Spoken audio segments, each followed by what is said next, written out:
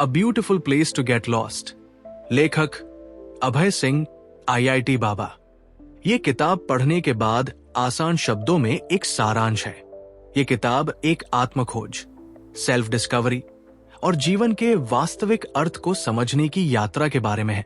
ये कहानी एक ऐसे व्यक्ति की है जो अपनी पहचान और जीवन के उद्देश्य की तलाश में निकलता है।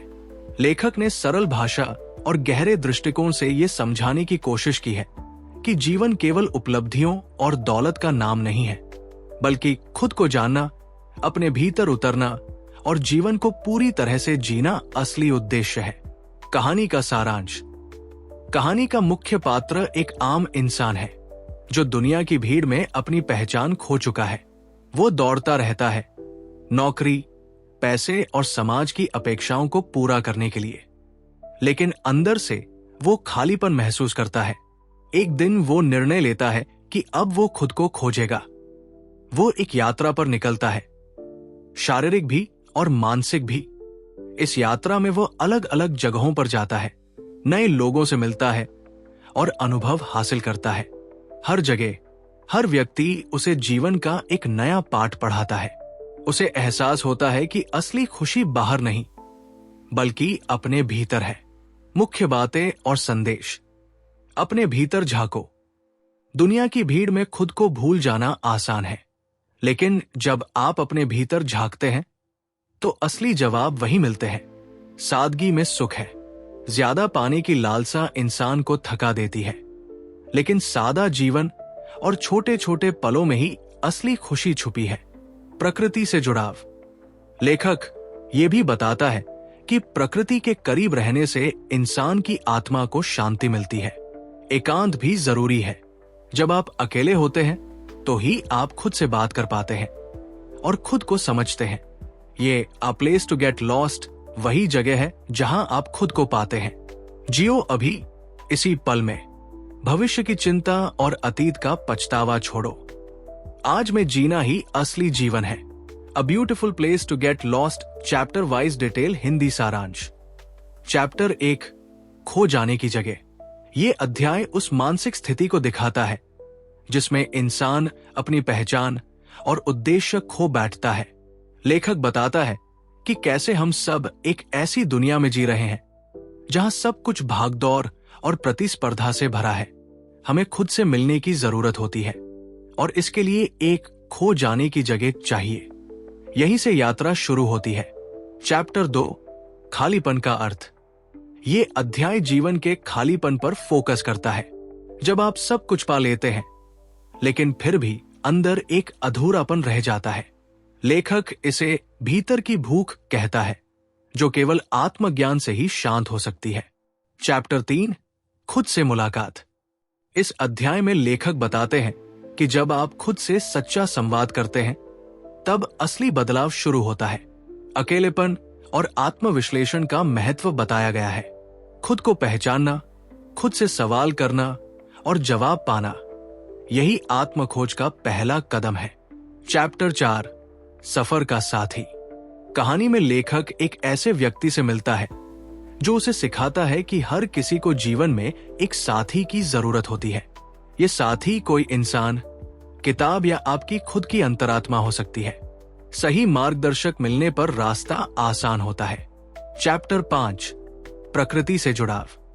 ये अध्याय प्राकृतिक दुनिया के साथ रिश्ते पर आधारित है। लेखक समझाता है कि प्रकृति के पास हर सवाल का जवाब है। जब आप पेड़ों, नदियों और पहाड़ों के पास होते हैं तो भीतर की हलचल शांत होती है। चैप्टर 6, खो जाने से मिलने तक। ये चैप्टर बताता है कि जब इंसान खुद को पूरी तरह खो देता है तभी वो खुद को पाता है। ये विरोधाभास किताब की आत्मा है। खोना ही असल में मिलना, खुद से, अपने उद्देश्य से और अपने सच्चे स्वरूप से। चैप्टर 7, जीवन का असली मतलब। इस अध्याय में लेखक जीवन के वास्तविक अर्थ को समझाता है।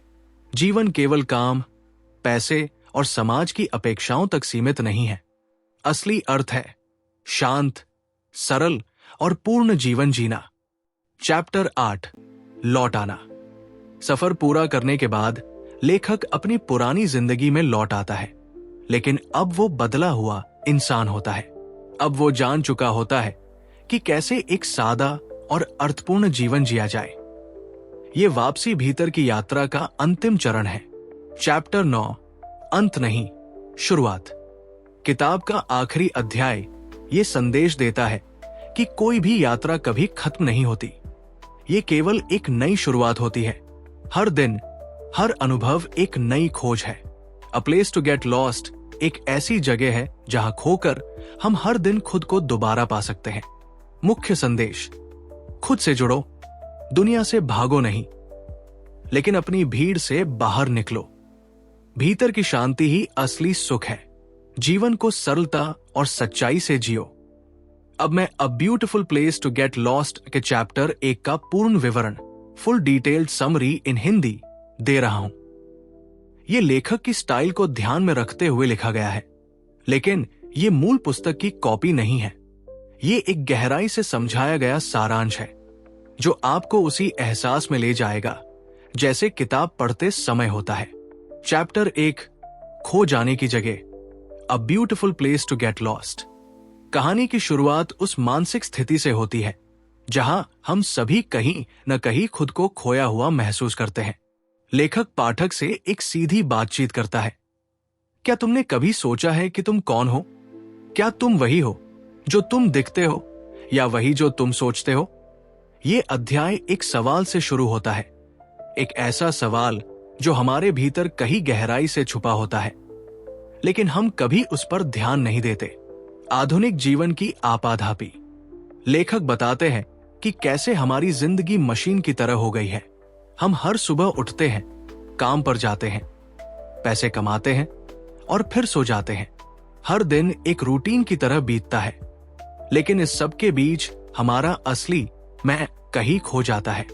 हम सिर्फ एक रोल निभा रहे होते हैं, बेटा, बेटी, कर्मचारी, बॉस, दोस्त, लेकिन खुद क्या है ये नहीं जानते। भीतर की आवाज। लेखक उस भीतर की आवाज की बात करते हैं जो हर इंसान के अंदर होती है, लेकिन हम इतने शोर में जी रहे होते हैं कि उसे सुन नहीं पाते। लेखक कहते हैं कि कभी कभी हम खुद से भागते रहते हैं क्योंकि खुद से मिलने में डर लगता है। कहीं भीतर कुछ ऐसा छुपा होता है जिससे सामना करने की हिम्मत नहीं होती। इसलिए हम बाहर की दुनिया में उलझे रहते हैं। खो जाना क्या होता है? ये अध्याय ये सवाल उठाता है कि खोना आखिर क्या होता है? क्या ये अच्छा है या बुरा? लेखक का कहना है कि जब आप खुद को खोते हैं तभी तो नई खोज की शुरुआत होती है। खोने का मतलब ये नहीं कि आप बर्बाद हो गए, बल्कि ये कि आपने पुरानी पहचान छोड़ दी। और यही वो मोमेंट होता है जहां से असली यात्रा शुरू होती है। खो जाने की जगह का महत्व।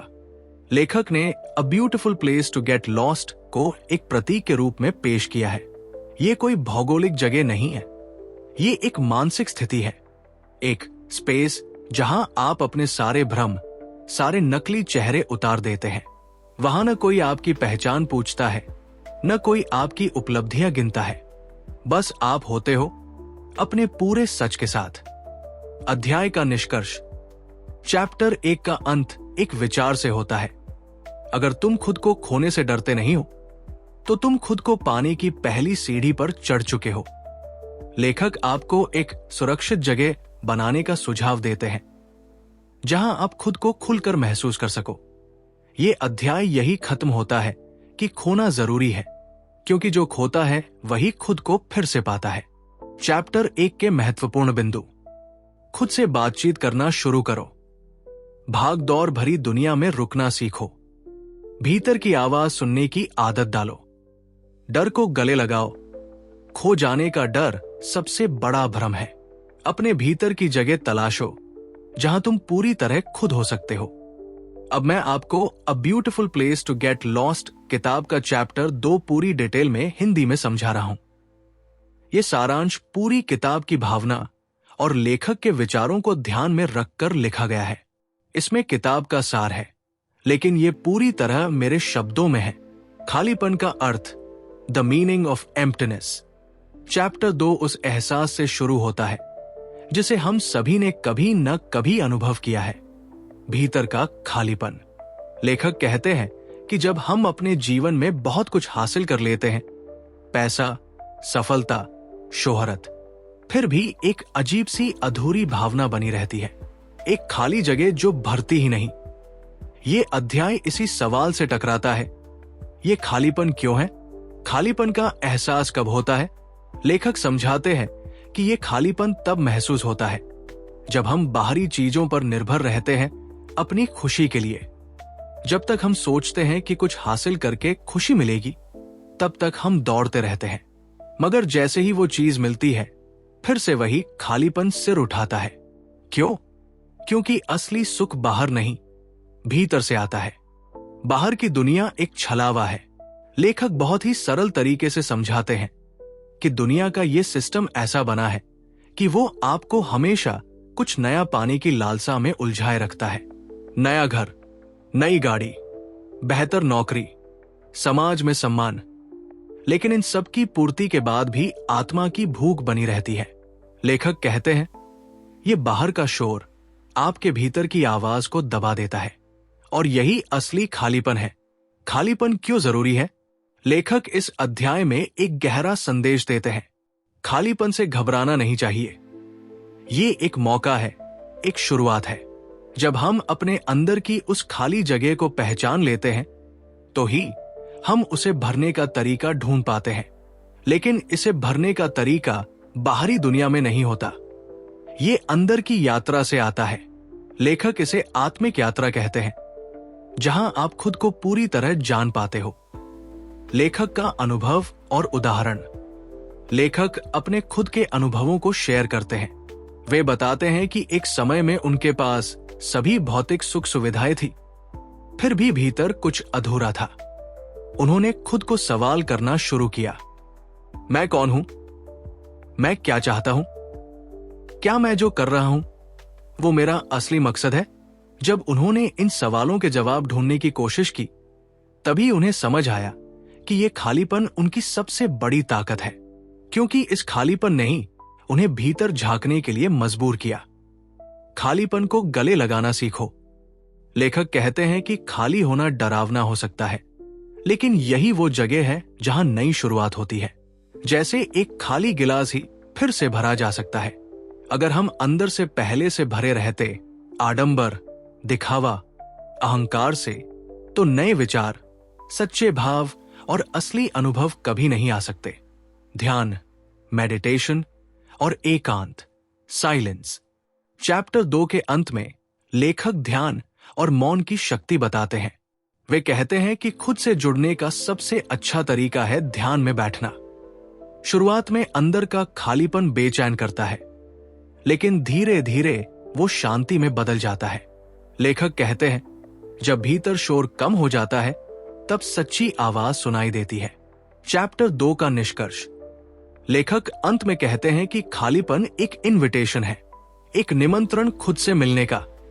अगर तुम इसे स्वीकार कर लो, तो एक ऐसी यात्रा पर निकलोगे जो तुम्हें तुम्हारे सच्चे स्वरूप से मिला देगी। चैप्टर 2 के मुख्य संदेश। खालीपन बुरा नहीं है, ये शुरुआत है। बाहरी चीजें कभी भी आत्मा को पूरी नहीं कर सकती। ध्यान और एकांत से भीतर की यात्रा शुरू होती है। भीतर झांकने से ही सच्चा सुख और शांति मिलती है।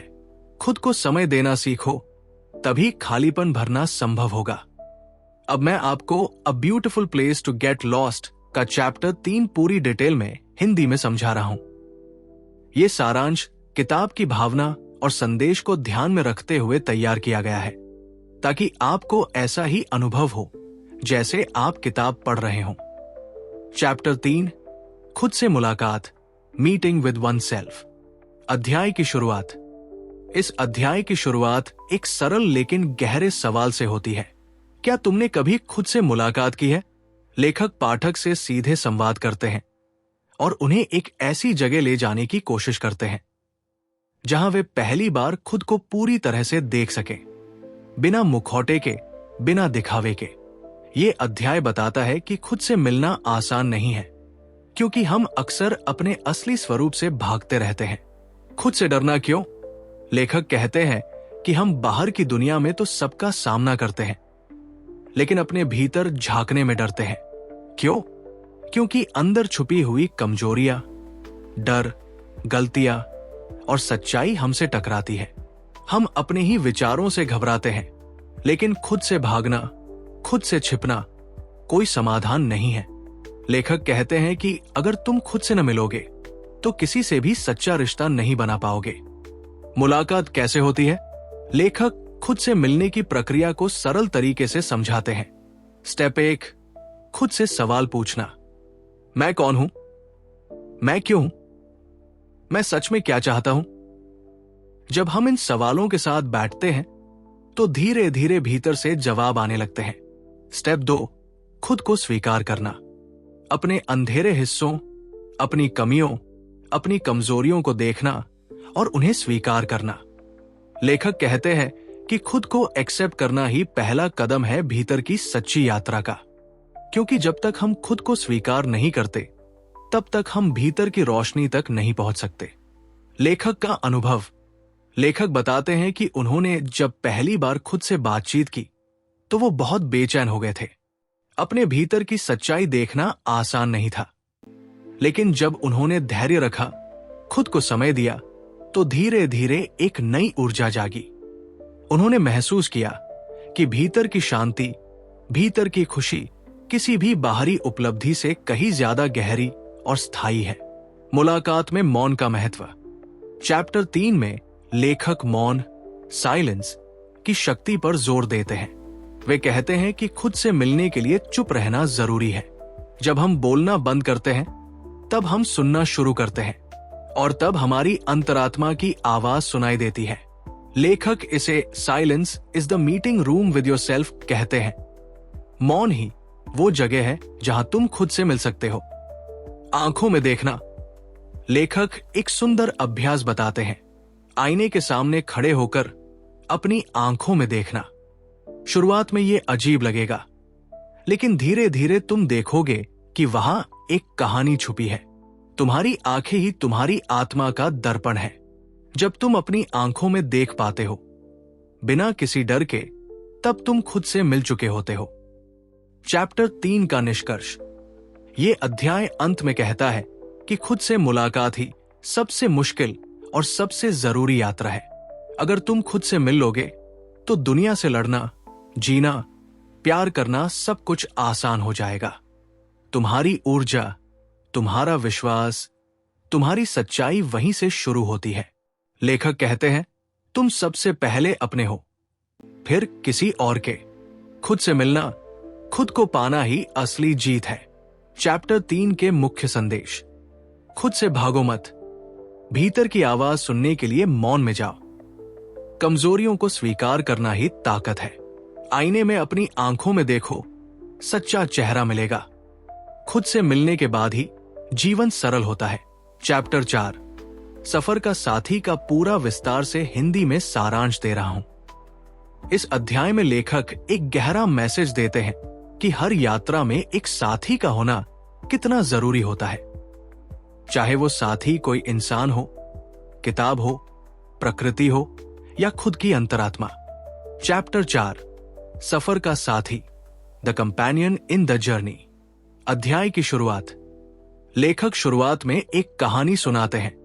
वे बताते हैं कि जब वे अपनी आध्यात्मिक यात्रा पर निकले तो उन्होंने सोचा था कि ये एक अकेली यात्रा होगी, क्योंकि हम अक्सर मानते हैं कि खुद की खोज का रास्ता अकेला ही तय करना होता है। लेकिन धीरे धीरे उन्होंने महसूस किया कि किसी साथी का होना जरूरी है, क्योंकि एक साथी ही वो दर्पण होता है जिसमें हम खुद को देख पाते हैं। साथी कौन हो सकता है? लेखक बताते हैं कि साथी का मतलब सिर्फ इंसान नहीं होता। ये कोई भी हो सकता है जो आपको आपकी यात्रा में गाइड करे, समझे और जब आप रास्ता भटक जाओ तो वापस पटरी पर लाए।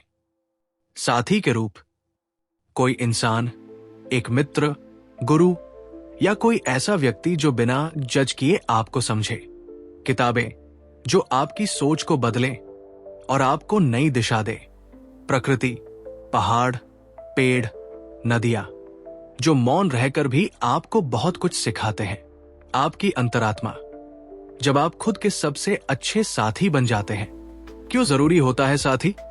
लेखक कहते हैं कि जब आप सफर में होते हैं तो कई बार आप थक जाते हो, डर जाते हो या फिर रास्ता भूल जाते हो। ऐसे में एक साथी आपकी हिम्मत बनता है। वो आपको बताता है कि सब ठीक हो जाएगा, भले ही आपको विश्वास न हो। साथी क्या करता है? आपकी कमजोरियों को एक्सेप्ट करता है, सही और गलत में फर्क दिखाता है, आपके भीतर की आवाज को और साफ करता है। जब आप खुद से हार मानते हो तो वो उम्मीद देता है। लेखक की अपनी कहानी चैप्टर 4 में लेखक शेयर करते हैं कि उन्होंने खुद एक साथी पाया था। वो कोई गुरु नहीं था, नहीं कोई साधु। वो एक साधारण इंसान था जो बस सुनता था, जज नहीं करता था और सही समय पर एक छोटी सी सलाह देता था। उस इंसान की वजह से लेखक ने अपनी आत्मिक यात्रा में मजबूती पाई। लेखक कहते हैं, कभी कभी सिर्फ कोई सुनने वाला ही सबसे बड़ा साथी होता है। प्रकृति को साथी बनाना। लेखक इस अध्याय में प्रकृति को भी सबसे बड़ा साथी बताते हैं। वे कहते हैं कि जब आप किसी पेड़ के नीचे बैठते हैं, नदी की कलकल सुनते हैं, पहाड़ों को देखते हैं, तो वहां कोई शब्द नहीं होते, फिर भी बहुत कुछ कहा जाता है। प्रकृति आपको धैर्य, शांति और अनुकूलता सिखाती है। लेखक कहते हैं, जब कोई न हो तो प्रकृति को सुनो, वो तुम्हारा सबसे सच्चा साथी है। अंतरात्मा को साथी बनाना। अध्याय के अंत में लेखक इस बात पर जोर देते हैं कि सबसे गहरा साथी आपकी खुद की अंतरात्मा है। जब आप अपने भीतर के शोर को शांत कर लेते हैं तो आपकी आत्मा आपकी सच्ची गाइड बन जाती है। वो आपको बताती है कि कब रुकना है, कब चलना है और किस रास्ते पर जाना है। लेखक कहते हैं, अगर तुम अपनी आत्मा से दोस्ती कर लो तो फिर किसी बाहरी साथी की जरूरत कम पड़ती है। चैप्टर 4 का निष्कर्ष। लेखक कहते हैं कि कोई भी यात्रा अकेले पूरी नहीं होती। हर किसी को किसी न किसी रूप में सहारा चाहिए।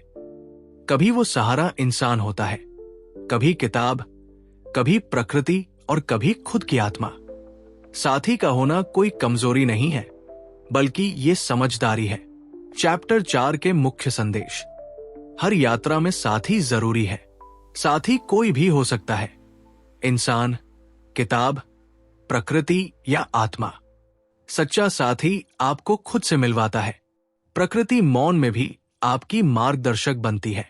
आत्मा से दोस्ती करना ही सबसे बड़ी उपलब्धि है। अब हम चलते हैं a place to get lost के चैप्टर 6 की तरफ। ये अध्याय किताब के सबसे गहरे और असरदार हिस्सों में से एक है। इसमें लेखक बात करते हैं खुद को खोने और फिर से पाने की यात्रा के बारे में। मैं आपको इसे विस्तार से पूरी डिटेल में हिंदी में सरल भाषा में समझा रहा हूं, ताकि ऐसा लगे कि आप खुद किताब पढ़ रहे हैं और उस यात्रा में शामिल हो। अब मैं आपको a place to get lost का चैप्टर 5 पूरी डिटेल में हिंदी में समझाता हूं। ये अध्याय बेहद भावुक और प्रेरक है, क्योंकि इसमें बात होती है अपने जज्बातों को अपनाने और भावनाओं के साथ रहना सीखने की।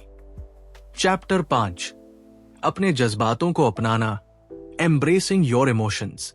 अध्याय की शुरुआत। लेखक बहुत सरल सवाल करते हैं, तुम अपने जज्बातों से भागते क्यों हो? क्योंकि जब भी दुख, गुस्सा, डर या अकेलापन आता है, हम तुरंत खुद को किसी काम में व्यस्त कर लेते हैं, या किसी से बात करने लगते हैं, या फिर सोशल मीडिया, खाने, टीवी में खुद को भुला देते हैं। लेकिन लेखक कहते हैं, जो तुमसे भाग रहे हो वही तुम्हारा सच्चा रास्ता है। भावनाएं दुश्मन नहीं है। लेखक बताते हैं कि दुख, गुस्सा, डर, ईर्ष्या, ये सब हमारे दुश्मन नहीं है, ये संदेशवाहक है। ये भावनाएं हमें बताती है कि हम कहां चोट खा चुके हैं, किस जगह हमें समझने की जरूरत है और कहां हमें रोककर कुछ सीखना है। उदाहरण, गुस्सा आता है क्योंकि कहीं न कहीं कोई सीमा टूट रही है। डर आता है क्योंकि भविष्य अनिश्चित है। दुख आता है क्योंकि हमने किसी से उम्मीद लगाई थी। अपने जज्बातों के साथ बैठना। लेखक सलाह देते हैं कि जब भी कोई भावना आए तो उससे भागो मत। अभ्यास, एक्सरसाइज, बैठो, आंखें बंद करो और उस भावना को महसूस करो पूरी तरह से। उसका रंग कैसा है, उसका वजन कितना है, वो शरीर के किस हिस्से में है। लेखक इसे इमोशनल प्रेजेंस कहते हैं। जब तुम भावनाओं के साथ पूरी तरह बैठते हो तो वो हीलिंग, चिकित्सा शुरू होती है। लेखक का अनुभव। चैप्टर 5 में लेखक बताते हैं कि वो खुद गुस्से से बहुत परेशान रहते थे। उन्होंने अपने गुस्से को दबाने की कोशिश की, लेकिन जब वो चुपचाप बैठकर अपने गुस्से को समझने लगे तो उन्हें एहसास हुआ कि गुस्सा उनकी आत्म सुरक्षा का एक तरीका था। वो गुस्से की ऊर्जा को अब निर्णय लेने, सीमाएं तय करने और खुद का सम्मान करने में बदल पाए। भावनाएं बदलती हैं ताकत में। लेखक कहते हैं कि अगर तुम दुख, डर और गुस्से को सही तरीके से अपनाओ तो वही ऊर्जा तुम्हें शांति, विश्वास और आत्मिक शक्ति में बदल सकती है। उदाहरण, डर अगर समझा जाए तो सावधानी और जागरूकता में बदल जाता है। दुख अगर महसूस किया जाए तो करुणा और सहानुभूति में बदल जाता है। गुस्सा अगर अपनाया जाए तो स्वाभिमान और सीमा निर्धारण में बदल जाता है। चैप्टर 5 का निष्कर्ष। लेखक कहते हैं कि तुम अपने भावनाओं के गुलाम नहीं हो, तुम उनके दोस्त बन सकते हो। अगर तुम अपने जज्बातों को समझना सीख जाओ तो जिंदगी हल्की, साफ और सच्ची हो जाती है। तुम्हारे अंदर शांति आती है क्योंकि तुम अब खुद से भाग नहीं रहे होते। चैप्टर 5 के मुख्य संदेश। भावनाएं संदेश होती है, उनसे भागना नहीं, समझना होता है। दुख, डर, गुस्सा, हर भावना तुम्हें कुछ सिखाने आई है। भावना को पूरी तरह महसूस करना ही उसका समाधान है। अपने अंदर बैठना और देखना सीखो, तभी हीलिंग होती है। भावनाएं तुम्हारी ताकत बन सकती है अगर तुम उनसे दोस्ती कर लो। चैप्टर 6, खुद को खो देना, लूजिंग वन सेल्फ। अध्याय की शुरुआत। चैप्टर 6 की शुरुआत एक साधारण लेकिन गहरे सवाल से होती है। क्या तुमने कभी खुद को खोया है? लेखक कहते हैं कि अगर कभी ऐसा लगता है कि मैं अब वो नहीं हूं जो था, या फिर मुझे खुद को समझ नहीं आता, तो घबराना मत, क्योंकि यही वो जगह है जहां से असल खोज शुरू होती है। खुद को खोना क्यों जरूरी है? लेखक समझाते हैं कि जो कुछ भी हम मानते हैं कि मैं हूं, मेरा नाम, मेरी पहचान, मेरा काम, मेरे रिश्ते, मेरा समाज में स्थान, ये सब कहानी है जो हमने खुद को और दूसरों को सुनाई है। लेकिन क्या ये सब सच में हम हैं? जब हम इन सभी परिभाषाओं और नकाबों को हटा देते हैं, तब हम खुद को खो देते हैं। और वही जरूरी है, क्योंकि जब तक तुम पुराना नहीं खोगे, नया नहीं पाओगे। खुद को खोने का डर। लेखक ईमानदारी से बताते हैं कि खुद को खोना डरावना होता है, क्योंकि हमें लगता है अगर मैं वो नहीं हूं जो अब तक मानता था, तो फिर मैं कौन हूं? ये खालीपन, ये अनजान जगह डराती है। लेकिन लेखक कहते हैं इसी अंधेरे में सबसे बड़ी रोशनी छुपी है। अगर तुम उस अंधेरे में थोड़ा देर बैठ जाओ तो धीरे धीरे नई पहचान, नई ऊर्जा, नई समझ पैदा होती है। लेखक का अनुभव। चैप्टर 6 में लेखक बताते हैं कि कैसे उन्होंने खुद को खो दिया था। उनकी सारी पहचानें, सारे रिश्ते, सारी उम्मीदें धीरे धीरे धुंधली हो गई थी। वे खुद से सवाल करते थे, मैं कौन हूं? क्यों जी रहा हूं? क्या मैं सच में खुश हूं? शुरुआत में ये सवाल बेचैन करते थे, लेकिन फिर उन्होंने इन्हीं सवालों में उत्तर खोजे। उन्होंने पाया कि खुद को खोना दरअसल खुद को वापस पाना था। एक शुद्ध, सच्चा और मुक्त स्वरूप। प्रक्रिया, खुद को खोने और पाने की। स्टेप 1, सब छोड़ देना, लेटिंग गो। लेखक कहते हैं तुम जो भी हो उसे छोड़ दो। अपनी सोच, अपने लेबल, अपने डर, सब कुछ। स्टेप 2, मौन और खालीपन में रहना, be in silence and emptiness. तुम्हें जवाब नहीं मिलेंगे तुरंत, तुम्हें उस खाली जगह में धैर्य से बैठना होगा। स्टेप 3, नई शुरुआत, रीबर्थ। धीरे धीरे भीतर से नई आवाजें आएंगी। तुम्हें समझ में आएगा कि तुम वही हो जो शुद्ध है, बिना किसी परिभाषा के। खुद को खोना फिर पाना। लेखक एक सुंदर बात कहते हैं, तुम्हें खोना पड़ेगा ताकि तुम खुद को पा सको। कभी कभी पुराना टूटता है तो ही नई इमारत बनती है। ये अध्याय सिखाता है कि विनम्र बनो, खुद को खुला रखो, तोड़ो, खुद को गढ़ो और फिर पाओ। चैप्टर 6 का निष्कर्ष। लेखक अंत में कहते हैं, अगर तुम खुद को खोने का साहस रखते हो तो तुम खुद को पाने का वरदान भी पालोगे। तुम्हें उन सभी चीजों से बाहर आना होगा जो तुम्हें परिभाषित करती है, क्योंकि उस सबसे परे एक सच्चा तुम है, मुक्त, शांत और प्रेमपूर्ण। चैप्टर 6 के मुख्य संदेश। पहचान छोड़ना जरूरी है खुद को पाने के लिए। खुद को खोना डरावना होता है, लेकिन जरूरी भी। खालीपन में नई शुरुआत छुपी होती है। तोड़ना ही फिर से बनने की प्रक्रिया है। जो कुछ भी तुम समझते हो कि हो, उससे आगे भी एक तुम है। अब मैं आपको a place to get lost किताब के चैप्टर 7 का विस्तार से हिंदी में सारांश दे रहा हूं। ये अध्याय बहुत ही प्रेरणादायक और गहरा है। इसमें लेखक उस मोड़ की बात करते हैं जब इंसान अंधेरे से निकलकर रोशनी की तरफ बढ़ता है। ये वो समय होता है जब आपकी आंतरिक यात्रा एक नई दिशा पकड़ती है। चैप्टर 7, रोशनी की ओर, मूविंग टुवर्ड्स द लाइट। अध्याय की शुरुआत। लेखक बताते हैं कि जब आप खुद से लड़ते लड़ते थक जाते हो, जब आप अपने जज्बातों को महसूस करके स्वीकार कर लेते हो, जब आप खुद को खोकर फिर से खोज लेते हो, तो एक नई शुरुआत होती है। इसे ही लेखक कहते हैं रोशनी की ओर बढ़ना। रोशनी क्या है? लेखक के अनुसार रोशनी कोई बाहरी चीज नहीं होती, ये आपके अंदर ही है।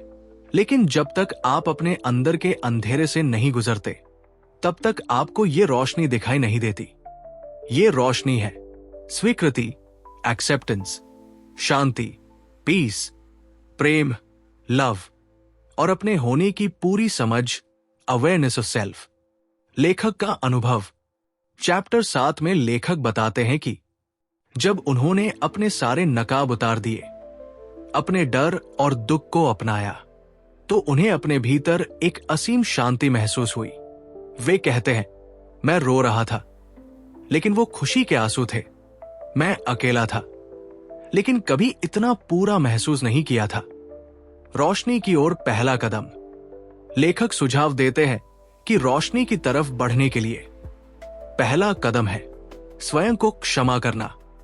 खुद को माफ करो, अपनी गलतियों के लिए, अपने कमजोर होने के लिए, अपने डर के लिए और उस समय के लिए जब तुमने खुद से मुंह मोड़ा। जब तुम खुद को माफ करते हो तो तुम हल्का महसूस करते हो, तभी तुम रोशनी को देख सकते हो। रोशनी की ऊर्जा कैसी होती है? लेखक कहते हैं कि जब तुम रोशनी से भर जाते हो तो तुम्हारा दिल प्रेम से भर जाता है। तुम्हारे अंदर दूसरों के लिए करुणा आ जाती है। तुम अपने और दूसरों को जज करना छोड़ देते हो। तुम दूसरों की मदद करना शुरू कर देते हो, बिना किसी अपेक्षा के। रोशनी का डर। लेखक मानते हैं कि कई बार लोग रोशनी से भी डरते हैं, क्योंकि अंधेरे में रहने की आदत लग जाती है। रोशनी में जवाबदेही है, तुम्हें सच में जीना होता है। लेकिन लेखक कहते हैं, डर मत, रोशनी तुम्हें आजाद कर देगी। Practical guide. रोशनी की ओर कैसे बढ़े? ध्यान, मेडिटेशन। रोज खुद के साथ बैठो। सच्चाई बोलना, खुद से झूठ मत बोलो। प्रेम देना, बिना शर्त दूसरों की मदद करो। धैर्य रखना, सफर धीरे धीरे होता है। आभार प्रकट करना, हर दिन उन चीजों के लिए धन्यवाद दो जो तुम्हें मिली है। चैप्टर 7 का निष्कर्ष। लेखक अंत में कहते हैं, रोशनी की तरफ बढ़ना तुम्हारा जन्म सिद्ध अधिकार है। तुम अंधेरे में रहने के लिए पैदा नहीं हुए हो। तुम रोशनी हो, तुम प्रकाश हो। चैप्टर 7 के मुख्य संदेश। रोशनी आपके भीतर ही है। अपने अंधेरे को अपनाओ, तभी रोशनी मिलेगी। खुद को माफ करना सबसे जरूरी कदम है। रोशनी डराती है, लेकिन वही आजादी भी देती है। तुम रोशनी हो। अब हम चैप्टर 8 की तरफ बढ़ते हैं। ये अध्याय उस आखिरी मोड़ की बात करता है जहां व्यक्ति खुद को पूरी तरह समझ लेता है और फिर दूसरों की सेवा में खुद को समर्पित करता है। लेखक बताते हैं कि जब आप अपने भीतर की यात्रा पूरी कर लेते हैं तो अब वक्त आता है दूसरों के लिए रोशनी बनने का। चैप्टर 8, दूसरों के लिए रोशनी बनना, becoming the light for others. अध्याय की शुरुआत। लेखक कहते हैं, अगर तुमने खुद को पा लिया है, अगर तुम्हें रोशनी मिल गई है, तो अब यह रोशनी सिर्फ तुम्हारे लिए नहीं, अब तुम्हारा काम है इसे दुनिया के साथ बांटना। यह अध्याय बताता है कि जब इंसान अपने दुख और डर से ऊपर उठ जाता है तो उसकी ऊर्जा दूसरों की मदद करने में लगती है, और यही असल उद्देश्य है इस जीवन का, दूसरों की सेवा करना। दूसरों की मदद करना क्यों जरूरी है? लेखक बताते हैं कि हम सभी जुड़े हुए हैं। अगर तुम अकेले रोशनी में हो तो बाकी दुनिया अब भी अंधेरे में रहेगी। इसलिए जरूरी है कि दूसरों की राह दिखाओ, उनके दुख में साथ दो, उनके आत्मिक सफर में मार्गदर्शक बनो। क्योंकि जब तुम किसी की मदद करते हो तो तुम और गहरे स्तर पर खुद को समझते हो। सेवा कैसे की जाए? लेखक कहते हैं, सेवा के कई तरीके होते हैं। सुनना, लिसनिंग, किसी को बिना जज किए सुनना सबसे बड़ी सेवा है। समय देना, टाइम, किसी को अपना वक्त देना, भले ही थोड़ी देर के लिए। ज्ञान बांटना, शेयरिंग नॉलेज, जो तुमने सीखा वो दूसरों को सिखाना। प्रेम देना, अनकंडीशनल लव, बिना किसी स्वार्थ के प्यार देना। उम्मीद देना, गिविंग होप, किसी की टूटी उम्मीद को फिर से जगाना। लेखक का अनुभव। चैप्टर 8 में लेखक बताते हैं कि जब उन्होंने खुद को पाया तो उन्हें एहसास हुआ कि अब सबसे बड़ी खुशी दूसरों को रोशनी देना है। वे कहते हैं, अब मैं खुद के लिए नहीं, दुनिया के लिए जीता हूं। वे गांव गांव घूमते, लोगों से बातें करते, उन्हें अपने अनुभवों से हिम्मत देते। उन्होंने सीखा कि सच्ची सेवा में ही सच्चा सुख है। दूसरों के लिए प्रेरणा कैसे बने? लेखक बताते हैं कि दूसरों को सिखाने या समझाने की जरूरत नहीं, सिर्फ खुद सच्चा बनो। अपनी रोशनी से खुद को भर लो। तुम्हारी ऊर्जा ही लोगों को खींचेगी। तुम्हें शब्दों से ज्यादा अपनी उपस्थिति से फर्क पड़ेगा। चैप्टर 8 का निष्कर्ष। लेखक कहते हैं, तुम रोशनी हो, अब दूसरों के लिए दीपक बनो। तुम्हारे अनुभव किसी और की आशा बन सकते हैं। तुम्हारा सफर किसी और की शुरुआत बन सकता है। तुम्हारे शब्द किसी के घाव भर सकते हैं। चैप्टर 8 के मुख्य संदेश। तुम्हारी रोशनी सिर्फ तुम्हारे लिए नहीं है, दूसरों की सेवा में ही सच्ची खुशी है। दूसरों को सुनो, समझो और बिना स्वार्थ प्रेम दो। तुम्हारी उपस्थिति ही सबसे बड़ी प्रेरणा है। अपने अनुभवों से किसी और की मदद करना ही जीवन का सार है। अब आगे किताब का अंतिम संदेश, या अगर आप चाहे तो प्रैक्टिकल गाइड दे सकता हूं कि कैसे खुद रोशनी बने और दूसरों की मदद करें। आप बताएं, आगे क्या पढ़ना या करना चाहेंगे? यू सेड, अंतिम संदेश। ChatGPT सेड, बहुत बढ़िया। अब मैं आपको a place to get lost का अंतिम संदेश, फाइनल मैसेज, पूरी गहराई से समझाता हूं। यह किताब का सबसे महत्वपूर्ण हिस्सा है, क्योंकि यही लेखक की पूरी यात्रा और अनुभव का सार, एसेंस है। इस हिस्से में लेखक वो सीख और समझ बांटते हैं जो उन्होंने खुद को खोकर फिर पाने के बाद हासिल की है। अंतिम संदेश, फाइनल मैसेज। 1, तुम खोगे तभी पाओगे। लेखक कहते हैं कि जिंदगी में खुद को खोना जरूरी है। जब तक तुम अपनी पुरानी पहचान, अपने डर, अपनी झूठी धारणाओं और भीड़ की सोच में उलझे रहोगे, तब तक तुम सच नहीं पा सकते। लेकिन जब तुम सब छोड़कर खुद को पूरी तरह खोने का साहस करते हो, तभी तुम्हें वो मिल जाता है। जिसकी तुम्हारी आत्मा को हमेशा से तलाश थी। 2. यात्रा भीतर की है, बाहर नहीं। दुनिया बदलने की कोशिश करने से पहले लेखक कहते हैं तुम्हें खुद को बदलना होगा। सच्चा सुख, सच्ची शांति, सच्चा प्रेम, ये सब तुम्हारे अंदर है। बस ध्यान देने की जरूरत है। बाहर भागने से कुछ नहीं होगा, भीतर उतरना ही असली यात्रा है। 3. अंधेरे से मत डरना। लेखक कहते हैं अंधेरा तुम्हारा दुश्मन नहीं, वो तुम्हारी परीक्षा है। उसी में तुम्हें अपना सबसे बड़ा प्रकाश मिलेगा।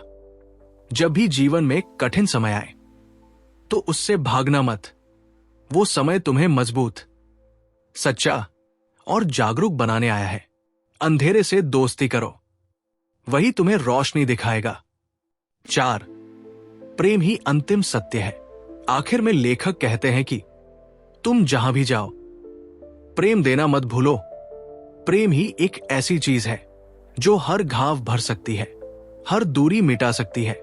अगर तुमने प्रेम देना सीख लिया तो तुमने सब कुछ पा लिया। 5. तुम खुद जवाब हो। किताब का सबसे गहरा संदेश यही है, तुम्हारी खोज का उत्तर तुम खुद हो। जिन सवालों के जवाब तुम बाहर ढूंढते हो, उन सब का जवाब तुम्हारे भीतर है। तुम ही रास्ता हो, तुम ही मंजिल हो, तुम ही खोज हो और तुम ही खुद को पाने वाले हो। लेखक की अंतिम पंक्तियां, as written in the book. अब तुम एक ऐसे स्थान पर आ गए हो जहां सब कुछ खोकर भी सब कुछ पा लिया। तुम वही हो जो तुम हमेशा से थे, लेकिन अब तुम जाग चुके हो। अब तुम रोशनी हो, अब तुम घर लौट आए हो। अंतिम संदेश का सारांश, खुद को खोकर ही खुद को पाओगे। तुम्हारी यात्रा तुम्हारे भीतर है। अंधेरे से मत डरना, वही शिक्षक है। प्रेम ही सबसे बड़ा सत्य है। तुम खुद ही अपने सवालों के जवाब हो।